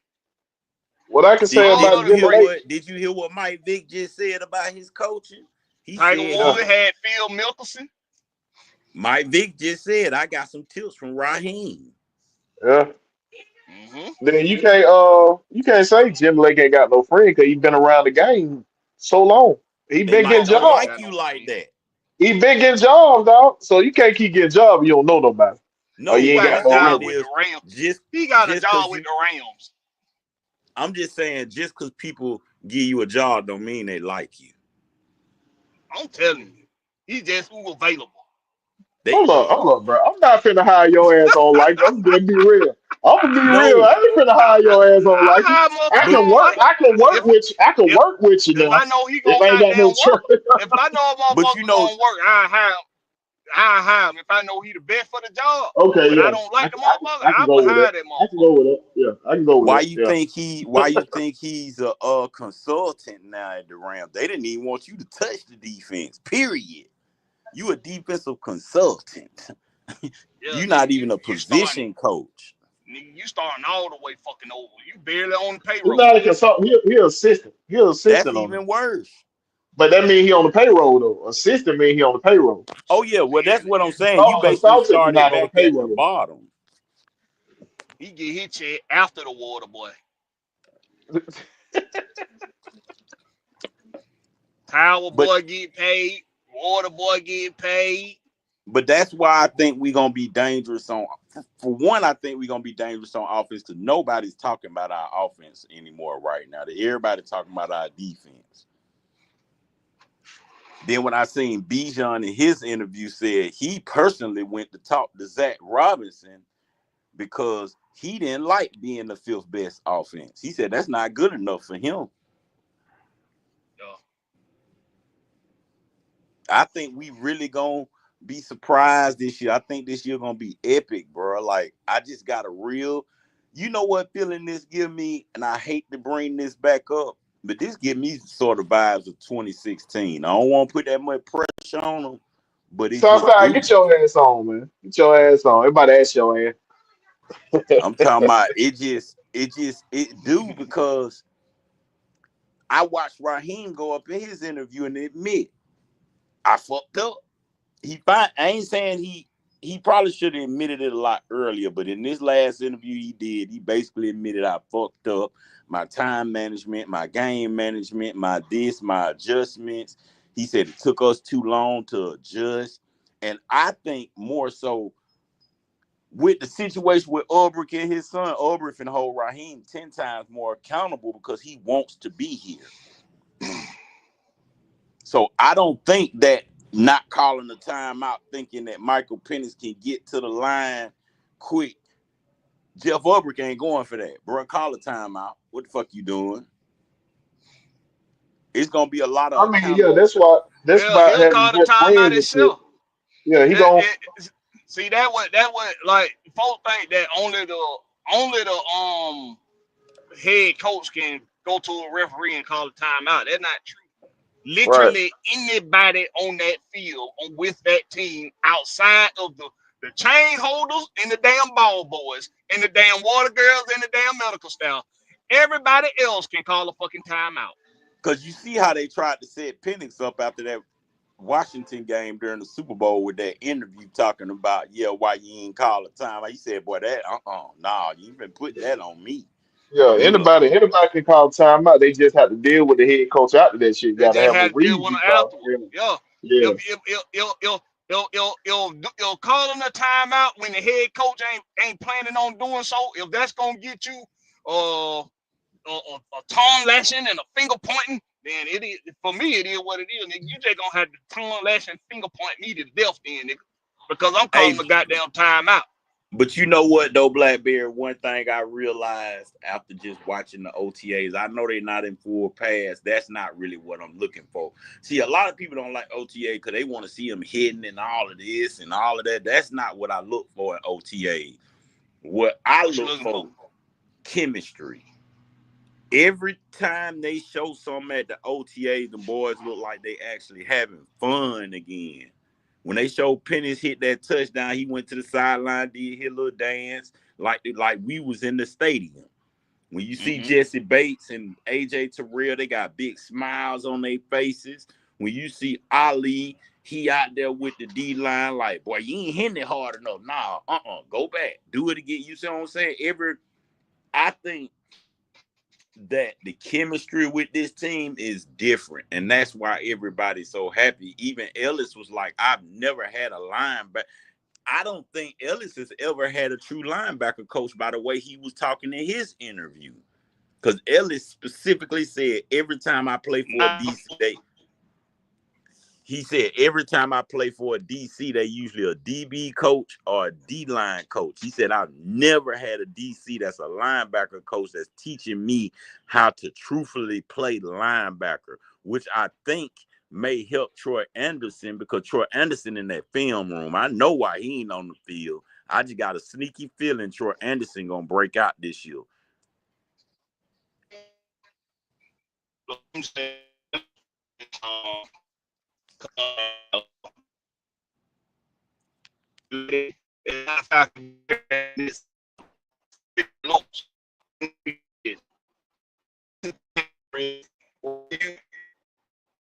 Wrong when you say this. This is the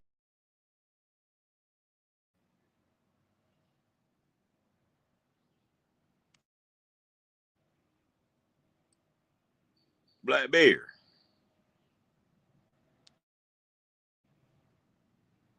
Hello? Yeah, damn, what happened? I was Oh, about to tell him he was breaking up. Well, he probably got to read. you already know. Yeah, It's just like the Falcons. As right. soon as you get some type of excitement, somebody got to bring in something or do something to bring down your joy. Larry, I can't even let you in, man. I ain't running the show. He got to do it when he popped back in.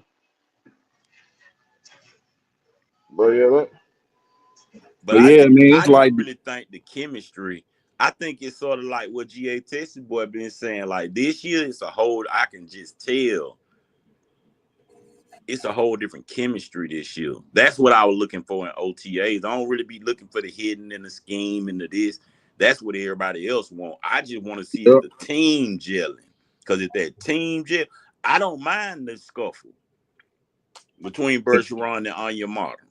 No. And I look for yeah, we all communication. said ain't nothing wrong with the scuffle. Ain't nothing wrong with the scuffle, dog. That's what you want in practice. We want dogs. That's what dogs do. When you got dogs on your team, it's gonna be goddamn temperature goddamn rising and shit like that. But you want to control practice too, though. You don't want them to go like they find goddamn a nigga who did something wrong to their mama type shit. You feel what I'm saying? You don't want them to go like that. We still teammates at the end of the day. Ain't nothing wrong with a little fight, but get back to work. We all here for a purpose, though. You feel me?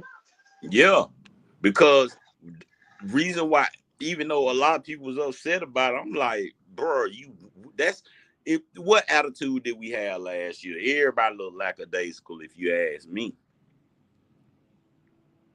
I think this team want to win this year, and I think they want to win it all.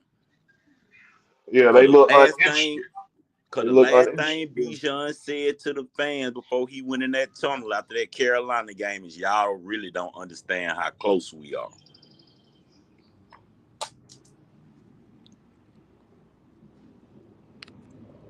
And I think Zach, Auntie Pam say she got Troy Anderson being her surprise player this year, comeback player of the year. That's what she say now. I believe it though, because if Ellis is excited about Ulbrich, Ellis excited. Ellis said, I've never had a true linebacker. He basically telling you I've never had a true linebacker coach. hey, bro. My bad. Goddamn, What the out hell? here on the block. What the Out here hell? on the goddamn block. What the hell? What the hell? Out here Yeah. on the block, man. I know how it is. But I wanted to respond to what Chris is saying, because we in the middle of a damn season. And you hired Jimmy Lake to do a job. You done gave him his assignment. This is your assignment. He failing at his assignment. You giving him the allotted time to make the adjustments. He not making the adjustments. Either he making them and they not good adjustments, or he not making the adjustments. But So then you, you well, hold on. So then, come the bye week, you help him make these adjustments. You help him make these adjustments. Now, take in mind, by the bye week, we still first in the division. So that allotted time you gave him, you done told him, all right, we done got this shit a little too goddamn close for comfort. I got to help you out a little bit. And he helped him out. And we saw the defense play a little bit better in the past in the getting sacks department, in the pressure department, in the pass rush department, and in the run stopping department. We saw the front seven play better with the new adjustments after the bye week. But the defensive back, the secondary, they took a couple steps back. Right. So Because he had to be more hands on to get the front line moving. So exactly. like, So yeah, to answer Chris's question that like yeah, he gave him the space and opportunity to be able to try to redirect itself like Zach Robinson did, but he was unable to. That's why you seen Raheem had to take over after the bye week. You know what I'm saying? Because he had to get the team in sync on defense. You feel what I'm saying? That front line was disgruntled. They ain't know what the fuck to do. and they were checked out most of the time Yeah, in the jail. checked out. Yeah, It's just like in real life. Jimmy Lake, first time on the job. All right, now I'm gonna give you some on job experience. Now, right. I'm That's gonna the way let you you do learn. what you want to do. I'm gonna let you do what you want to do. But once I see you out of hand, I'm gonna come fix the mistake. I'm gonna show you how I fixed the mistake, and then I'm gonna give it back to you to see if you can improve. But if you can't improve on the job, I'm gonna have to put you in another department and let you go. Right. And that's But what happened. that's the only That's indictment what on happened. Raheem Morris, bro. Like you on the job, if you got there, if your boss give you something to do and he give you that space to do it and you do it wrong, he step in to show you how it's supposed to be done. But if you're not able to do it like he told you to do it, then you're fired. That's the same thing, right? He just waited too long to try to show Jimmy Lake what to do. You feel what I'm saying? He gave him the rope, but he gave him a little bit too much rope. And I Hmm. think also by the time the bye week came, I feel like the team was like mentally checked out on him. Just once your workers check out on the manager, the supervisor step in with the manager try to correct it. But by that time, your employees don't even want to listen to you. They like, we might as well just let the supervisor do it versus the manager. Yeah, they didn't check that on you, right? Hmm. And like Miss That Pam last said, game was real That's the telling, boy. that's the problem with waiting so late because if they check out on you, that's it. Ain't no job for you no more. Ain't nothing you can do. If they checked out on you, there ain't nothing you can do. But that's why when I before I did truck drivers, I was a manager at Walmart for 10 years, and I was the type of manager that was hands on. I always like to be hands on, so people up under me know, hey man, he ain't gonna tell me to do something that he ain't gonna do because I get in the back of that truck and throw that truck too. I go ring trying up to a tell you, motherfucker at the goddamn. I go ring up a motherfucker at the cat. I ain't too big for none of that shit. What they need help with, you're there as a manager to manage your team, but you're also there to manage to make sure your team don't fail. So if you're lacking work or support on that goddamn in that store or whatever you're managing, then it's your job to step in and stabilize that right there. You feel what I'm saying?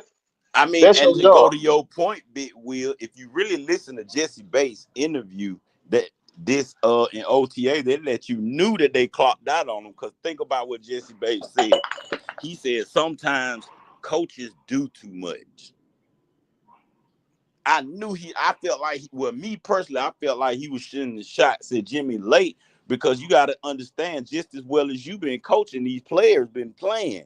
So when they get in your scheme and you got Jesse Bates 15 yards off the line, knowing that you need to let him be able to roam free, but then you got the way your backfield was set up, nobody could really succeed in it.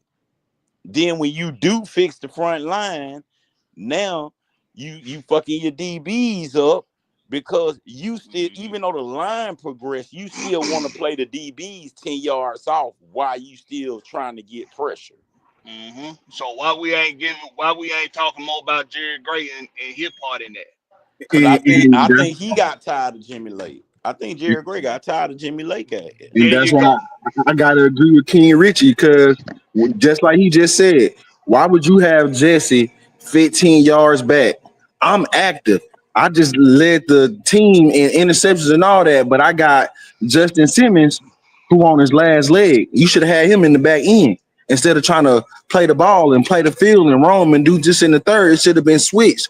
You should have had Jesse at strong safety and Simmons at free safety.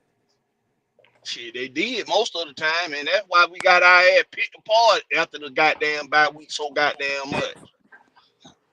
But hey, man, we gonna give our last take so we can keep this shit on 2 hours. We gonna give our last take, man. We're gonna go around the horn, man. Y'all talk anything you want to highlight about this show, anything you want to talk about, highlight about the team, go and get it out right up. Now, who first? Who that is? Hold on. You give me a Pam off there. King Richie, go ahead. Yeah, man. I just want to say, man, I love the way this team gelling right now. I love the way the team confident in Ulbrich and his scheme. You can tell that the defense is actually excited about this team. And I think it's because it's like Big Will said. Jeff Ulbrich is way more hands-on than Jimmy Lake. Jimmy Lake wasn't out there doing the drills with them. Ulbrich out there showing you, I'm going to do the drill with you. So I feel like this defense is gonna turn what is called. You're gonna turn the page and you're gonna see a whole different team. That's just my take right there. Mm-hmm. What about the Georgia Texas boy? You already know it, man. The new era is here. The Falcons will rise in 2025 and beyond, Blakberry. And beyond. It don't rhyme. If you don't know nothing else, you know goddamn Georgia Tech boy gonna say that shit. Hey, Yeah. hey, man. But yeah, man. Hey, I'm excited for all the moves we making. I'm excited for the direction of this team. I'm excited for the direction of this franchise. And you know, that's all I got to say. It's Friday, man. I'm finna play some Sir Charles Jones. Boy, say less, boy, cause I'm trying to hurry up and get this damn shit delivered. I'm trying to get back to the house, play some Call of Duty with my boy. Hey man, I just want to say, man, we're gonna have a damn show good season. I see our pass rush goddamn excelling. I see them DBs coming flying. I see that quarterback going crazy. Let rise up. Yes, sir. I want to appreciate everybody that came through in the chat. Hey man, y'all make sure y'all do the damn thing for Will the Georgia Reaper. Go to his page on YouTube, Will the DA Georgia Reaper on YouTube, Yes, and go subscribe to my boy. shit, I might Yeah, well man, go go on out subscribe there to my like boy, that man, shit and since you make sure you said that tuning shit, in. man. Y'all already know, man. Hey, Will the Georgia Reap on everything, man. Y'all make sure y'all go follow me. Go like, share, and subscribe on my page if y'all ain't done so, man. Y'all catch me Wednesday nights on everything Atlanta sports or whatever AFN got going on. If I got time, you already know on that, man. Y'all already know. Man, I thought your ass had win already. I see that why I stepped there. I say nigga forgot about me. I'm here, man. God, I thought that nigga had already went, y'all. Hey, oh, yo, man, go make sure you check my boy out on his channel, man. Don't forget to go sub to his channel, and uh, make sure you tune in to Lady Birds of AFN of Atlanta Falcon Nation. Make sure you tuning in to the Lady Birds. I think it's every Tuesday. Ain't that right, Christy? Christy and Miss Pound, ain't it every Tuesday? Y'all make sure y'all tuning in to them every Tuesday. Uh, maybe when Lock get back, maybe Lock will be will start back. You know, at some point, close we get to training camp, maybe he'll start back up doing his shows. And hey man, even goddamn Mad Mike Sports and Six Man K Style. Y'all make sure y'all tune in to when they drop some shit too, because they probably gonna talk about me since I'm Alvin and the Chipmunks. Y'all, I ain't gonna stunt. I did laugh at that that shit. shit was funny though. I laughed. I ain't gonna lie. That shit was fun. I laughed at that shit. Them motherfuckers But had me yeah, sounding like like we Alvin said, the bro, goddamn Chipmunk. y'all make sure y'all check out all the content creators out here, man. Cause y'all know these three Yeah, letter networks ain't gonna give you the shit that we getting boy, y'all right now. So y'all make sure y'all support me. I actually sat through 30 minutes of Smitty the other day. I was shocked that I sat through 30 minutes of Smitty boring ass. Yeah, But I be watching. I watch Smith. I watch Low. I watch all the content creators. I go around the home. I want to hear what people saying. yo, You but feel what I'm Smitty's saying? so fucking boring with that goddamn melatonin tone he got. They got that. What was that goddamn little cartoon that always talk like this and talk like that? That's what the motherfucker remind me of. But like I said, it ain't that I don't appreciate it content because I do. It's just I can't sit through that shit for long. I try to get. That's why I got to wait till it's already over with. Then Yeah, go back and watch the like a lot clip. of these content creators got to understand. We got the same listener that listen to everybody channel, so they listening to everybody channel. So let's not be feeding them bullshit. Get them sports information that they need.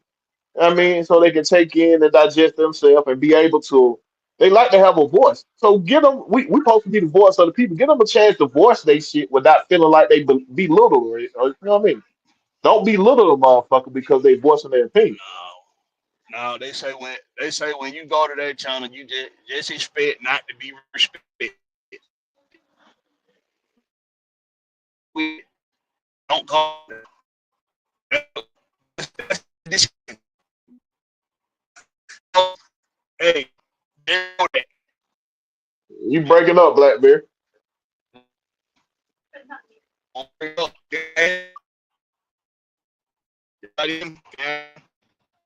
Yeah, you choppy, you choppy. Well, all they got that traffic on fire, probably why. And Yeah, you come through a little Will, choppy. you I hear hear me? you though. Yeah, I hear you now. All right. Yeah, man. I hope y'all can hear me, but yeah, man, a lot of hear diverse opinions and take um like I said, man, you know, when it comes to content, that's what everybody should be striving for.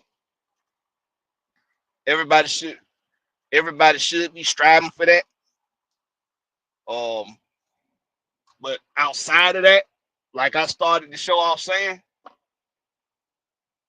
this shit with with between myself and Michael, it ain't got shit to do with Mad Mike or K Styles. It ain't got shit to do with these personas. It ain't got shit to do with that. That nigga gave me a reason to not respect him. And he tried to tarnish my name in the process with his boy. That's what I don't appreciate. And if his boy don't give a fuck and it's fuck that nigga anyway, then like I said, guilty by association. But outside of that, I'm taking the advice from they OG, Truth Hurts. I'm willing to talk about this shit. I'm willing to talk about it. Everybody manhood done been challenged. Everybody done been called a female and all that shit, or having female tendency, all that, this and the other. But I'm willing to talk. I'm willing to talk about this shit. But I ain't finna kiss nobody fucking ass. Especially since this shit ain't on me. This shit on that fuck nigga Mike. He got a problem with what I'm saying. The motherfucker got a link he can tap right now and come on here and we can square the shit. We can get the shit squared out. But the same motherfucker want to holler he don't get in his feelings. The same motherfucker that why he in his feelings. That's why he ain't gonna touch that link. Like I said, it's really deeper than even what I done said today, y'all. It's really even deeper than that. But I ain't gonna go that far. I'm not gonna go that far. Out of respect for everybody else around this motherfucker. Out of respect for Big Wheel. Out of respect for Big Ant. Out of respect for Coach Unchained. For Night Ride.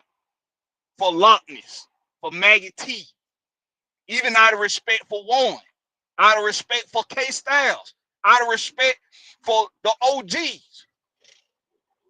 Out of respect for everybody else. Fresh and whoever else. I ain't never had no issue with nobody else. But because of the issue that I had with that nigga, that he let his partner think was about him, that's why we are where we are today. But out of respect for everybody else to do with this shit, I'm willing to talk about this shit. I'm willing to iron this shit out. I am. And be clear about this shit all the time. I don't have shit to do with no channels being deleted or canceled.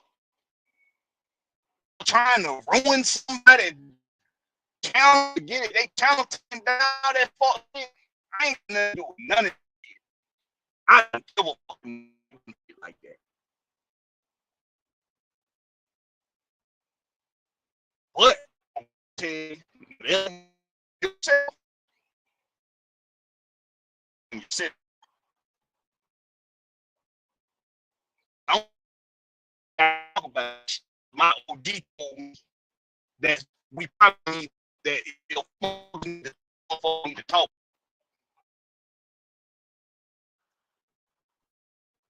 Time for. This the last time I'm gonna try. So ball in your court now, Michael. Since you don't.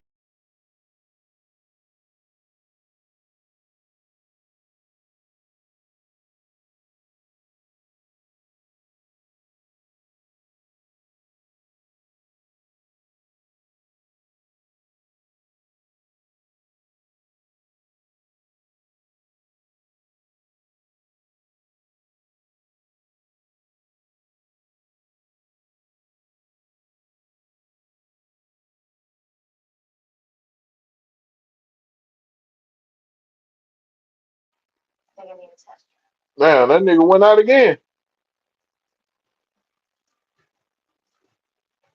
All right, man. Appreciate y'all for joining, man. Y'all catch us on the next time.